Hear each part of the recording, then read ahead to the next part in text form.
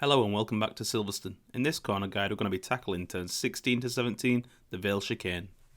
In this corner guide we're going to be looking at how to master the corner, taking just the right amount of curb to really nail this tight complex and keep the speed up.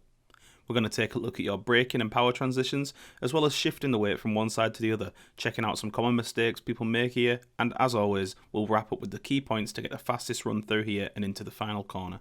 So let's look at what this looks like from on board the car. So we're coming out of stone, we want to get all the way to the right ready for the corner, getting hard on the brakes and trail braking in. We're missing the sausage curb on the inside, shifting the weight of the car between the corners and using all the curb on the inside of turn 17 to get the best run into turn 18. Now this is a tight and technical chicane, so let's take a look at it in slow motion. So as you can see, we're coming out of stone and getting all the way to the right ready to brake into turn 16.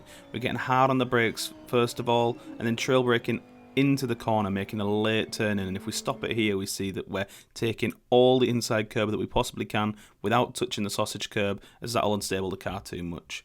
Now as we set off again we can see that we're shifting the weight over to the left as we turn and stopping once again. We're taking all the curb on the inside of turn 17, even using some of the green curb on the inside. Now you have to be very careful here not to touch your wheels into the little grassy knoll that's on the other side of the curb, as that'll unsettle the car too. And then as we leave the corner, getting on the power as soon as possible to carry speed round turn 18 and onto the Hamilton straight. Now let's take a look at some of the common mistakes that we see around this chicane. The first common mistake we see is people just overshoot in turn 16, which then as you run wide compromises the entire complex as a result. The best way to avoid this is just to be patient. Reduce your speed enough so you know you're able to take the corner correctly, use that late turn in and trail brake through the corner to help set you up for turn 17.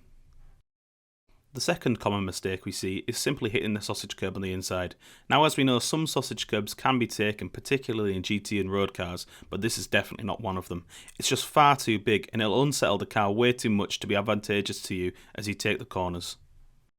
And lastly, the final mistake we often see here is just focusing on turn 16 too long, and then suddenly when you look up, turn 17 staring you right in the face. When driving this chicane, you need to think about where you're looking, so as you reach the apex of turn 16, you have to shift your eyes up to focus on turn 17, or else you'll just miss the apex and lose time coming into the final corner, which some might say is the most important. Let's conclude with the key points to master the Vale chicane. Firstly, remember that it's a very technical chicane, so don't overdo it. If you just gun it in, you likely won't make it out the other side. So take time to think about your braking and your line throughout the corner before anything else. Secondly, it's all about the curbs. You've got to find the balance here, as using a lot of curb here can gain you valuable time, but taking too much is just going to unsettle the car and lose you more time than anything else.